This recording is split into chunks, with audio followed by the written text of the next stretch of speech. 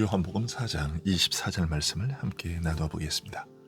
요한복음 4장 24절 말씀 제가 봉독해 드리겠습니다. 하나님은 영이시니 예배하는 자가 영과 진리로 예배할지니라. 아멘. 사마리아 여인은 예수님께 어느 곳이 진정 하나님께 예배드릴 거룩한 장소니까? 라고 물었습니다. 더 나아가 유대인과 사마리아인 중 어느 쪽 신앙 전통이 옳습니까? 라고 질문했습니다. 이에 예수님께서는 유대인의 역사적 전통을 인정하시면서도 예배의 본질은 장소나 혈통에 있는 것이 아니라 더 깊은 곳에, 즉 영과 진리에 있다고 대답하셨습니다. 이 대답에 사마리아 여인은 왜 하나님께 예배하는 자는 반드시 영과 진리로 예배해야 하는가? 영과 진리로 예배하는 것은 도대체 어떤 것인가? 라는 궁금증을 가졌을 겁니다. 이것은 사마리아 여인의 사건의 기록을 보는 오늘날의 우리도 마찬가지일 겁니다. 이런 의문을 미리 알고 계셨다는 듯이 예수님께서는 하나님은 영이시니 예배하는 자가 영과 진리로 예배할지니라고 덧붙이셨습니다. 이 말씀의 1차적인 뜻은 하나님께서 영적 존재이시기에 이러한 하나님께 나아가 예배하기 위해서는 사람 역시도 그 영혼으로 나아가지 않으면 안 된다는 뜻입니다. 하지만 사람이 영으로 하나님께 예배한다는 것은 단순한 문제가 아닙니다. 하나님도 영이시고 사람도 몸과 함께 영혼을 가지고 있는 것이 사실이지만 하나님의 영과 사람의 영은 같은 영이 아니기 때문입니다. 하나님의 영은 한없이 높고 거룩하고 존귀해서 사람의 영혼과는 무한한 차이와 거리가 있습니다. 하나님과 사람 사이에 존재하는 무한한 거리에 대해 바울 사도는 디모데전서 6장 16절에서 이렇게 말했습니다. 오직 그에게만 죽지 아니함이 있고 가까이 가지 못할 빛에 거하시고 어떤 사람도 보지 못하였고 또 볼 수 없는 이시니 그에게 존귀와 영원한 권능을 돌릴지어다. 바울 사도는 셋째 하늘에 이끌려가서 말할 수 없는 계시의 말씀을 듣는 특별한 경험을 한 사람입니다. 그럼에도 불구하고 그는 하나님께서는 사람이 가까이 접근할 수도 없고 그를 볼 수도 없는 높고 거룩하신 분이라고 말했습니다. 이런 사실을 가장 잘 보여주는 사건이 있는데 하나님께서 모세에게 자신의 영광을 보여주신 일입니다. 하나님의 영광을 보여달라는 모세의 요청에 따라 하나님께서는 자신의 선하신 성품을 선포하시며 그의 영광으로 모세 앞을 지나신 일이 있습니다. 바울 사도보다 하나님을 더 가까이서 직접적으로 하나님의 영광을 경험한 사람이 모세였던 것이죠.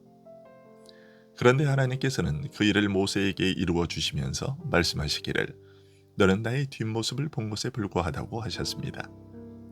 인간으로서는 하나님께 직접 나아가 그분의 신적 본질을 있는 그대로 보고 경험하는 것이 불가능하다는 뜻이죠. 만일 하나님께서 그의 신적 본질을 그대로 드러내시면 인간으로서는 도저히 감당하지 못하고 죽을 수밖에 없다는 뜻입니다. 따라서 사람이 참으로 하나님께 나아가 예배하고자 한다면 하나님과 사람 사이에 이런 절대적 거리와 차이를 극복하게 하시는 성령의 도우심이 반드시 필요합니다. 영으로 예배해야 한다는 말씀에는 바로 이런 뜻이 포함되어 있습니다. 진리로 예배해야 한다는 말씀 역시도 겉으로 보이는 것과는 달리 깊은 뜻이 담겨 있습니다. 먼저 우리가 하나님을 예배하려면 그분이 어떤 분이신지를 알아야만 예배할 수 있습니다. 그런데 사람은 근본적으로 하나님께 나아가 그분을 직접적으로 알고 경험하는 것이 불가능하기에 하나님을 올바로 확실하게 안다는 것 역시 불가능합니다.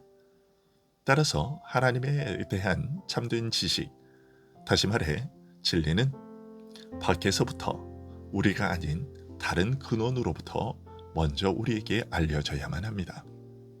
그럴 때에만 진정한 예배가 가능해집니다. 이처럼 계시로 알려진 진리를 따라 하나님을 예배해야 진정한 예배가 될 수 있는 것입니다. 우리 인간에게 있어서 하나님께 나아가 예배하는 일이 문제가 되는 이유는 앞서 말씀드린 대로 우리 인간이 본래부터 한계, 즉 창조주이신 하나님과 피조물 사이에 태생적 차이와 거리가 있기 때문입니다. 그런데 이것보다 더 심각한 장애물이 있습니다. 바로 인간의 죄와 타락입니다. 죄로 인해 그 지각이 어두워진 인간은 하나님께서 자기를 알리시는 계시를 제대로 이해하거나 깨닫지 못하고 오히려 진리를 왜곡하고 거짓으로 바꾸어 버립니다. 스스로 하나님을 섬긴다고 생각하지만 실제로는 우상, 곧 왜곡되고 변질된 하나님을, 거짓된 하나님을 섬기게 됩니다. 따라서 가장 시급한 문제는 하나님을 진노하시게 만드는 우리의 죄이며, 이것이 먼저 해결되어야 사람은 하나님 앞에 나아갈 수가 있는 것입니다.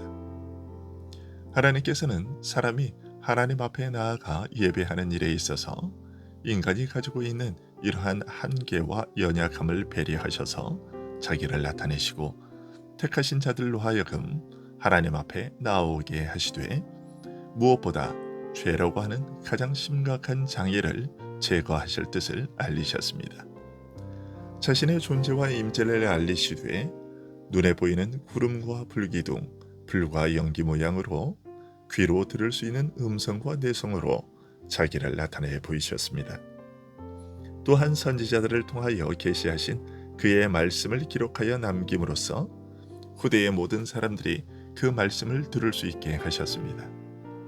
또한 짐승을 잡아 드리는 제사나 곡식과 기름과 포도주를 드리는 제사 등을 통해 죄인에 대한 하나님의 이러한 자비와 긍휼과 사랑을 증거하셨습니다. 그러나 이것들은 하나님의 사랑과 은혜를 간접적으로 증거한 표에 불과하고 실체는 아니었습니다. 구약 성도들도 간접적으로 보여주시고 증거해 주신 진리를 따라 영으로 하나님을 예배하기는 했지만 그것은 어디까지나 실체가 아닌 그림자로서 장래에 나타날 실체를 미리 증거하는 예표와 예언을 따라서 드리는 예배의 한계를 가지고 있었습니다. 그런데 하나님께서는 마지막 날 그 아들을 이 땅에 보내심으로써 사람이 하나님께 나아가 예배하는 일에 있어서 인간이 지닌 이런 모든 한계와 제약과 연약함, 그리고 장애까지도 다 제거해 버리셨습니다. 구약에 계시는 하나님께서 이처럼 아들 안에서 자기를 나타내신 계시와 비교될 수 없습니다.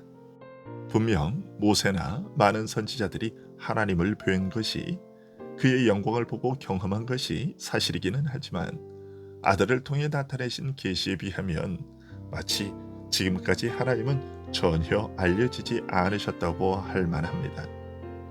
이런 사실을 사도 바울은 말하기를 그리스도는 하나님의 형상이라고 말했습니다. 그러면서 또 말하기를 어두운 데서 빛이 비추리라 하시던 그 하나님께서 예수 그리스도의 얼굴에 있는 하나님의 영광을 아는 빛을 우리 마음에 비추셨느니라고 말했습니다. 아버지로부터 영원히 나신 성자 하나님께서 보이지 아니하시는 아버지 하나님, 사람으로서는 직접 볼 수도 없고 경험할 수도 알 수도 없는 하나님을 나타내 보이신 것입니다. 무엇보다 하나님께서는 아들로 하여금 죄인의 죄를 담당하게 하심으로써 죄인에 대한 진노를 거두셨습니다. 죄에 대하여 진노하시는 하나님 앞에서 두려워 떨며 죽음의 공포에 질릴 수밖에 없던 죄인을 위해 아들께서 친히 죽음의 형벌과 저주를 치심으로써 진노의 원인을 제거하신 것입니다. 죄인은 이제 오히려 하나님의 자비와 긍휼과 사랑을 기대하고 기뻐하고 감사하면서 하나님 앞에 나아갈 수 있게 된 것입니다. 하나님을 예배하며 섬기려는 생각은 고사하고 하나님께 나아가려는 생각조차 없는 부패하고 악한 우리 인간의 마음을 과연 누가 돌려놓겠습니까? 죄로 부패한 인간의 이런 마음을 오직 성령께서 돌이키시며 그리스도께서 우리 안에 거하게 하신 성령께서만 우리를 지속적으로 감화하여 하나님을 사랑하고 섬기게 하실 수 있습니다. 예수님께서 너희는 영과 진리로 예배하여야 하리라고 하신 말씀의 참뜻이 바로 이것입니다. 하나님께서 어떤 분이신지 그의 거룩한 성품과 죄인을 사랑하시는 지극한 사랑을 참되게 나타나신 그리스도, 그리고 진리이신 그리스도를 우리에게 알려 깨닫게 하시며 믿게 하시며 죄로부터의 해방과 참 생명을 우리에게서 실현하시는 성령으로서만 우리는 진정 하나님께 나아가 그를 섬기며 예배할 수 있는 것입니다. 아버지께서는 이렇게 자기에게 예배하는 자들을 찾으시느니라고 주님은 말씀하셨습니다. 영과 진리로 드리는 이런 예배야말로 하나님께서 원하시는 예배요, 기뻐하시고 받으시는 예배라는 뜻이죠. 하나님께서는 참으로 오직 한 곳만을 거룩한 곳, 곧 그에게 예배드릴 구별된 장소로 정하셨습니다. 그곳은 그리심산도 아니고 시온산도 아닙니다. 오직 진정한 성전이신 그리스도요, 그의 몸인 교회가 바로 그곳입니다. 주님의 말씀대로 그 안에서 과거의 불완전한 형식과 혈통의 제약이 다 제거되고 사라졌습니다. 이 주님의 가르침을 명심하여 모든 예배를 영과 진리로 드리는 하나님께서 찾으시는 예배자들이 될 수 있기를 소원합니다. 기도하겠습니다.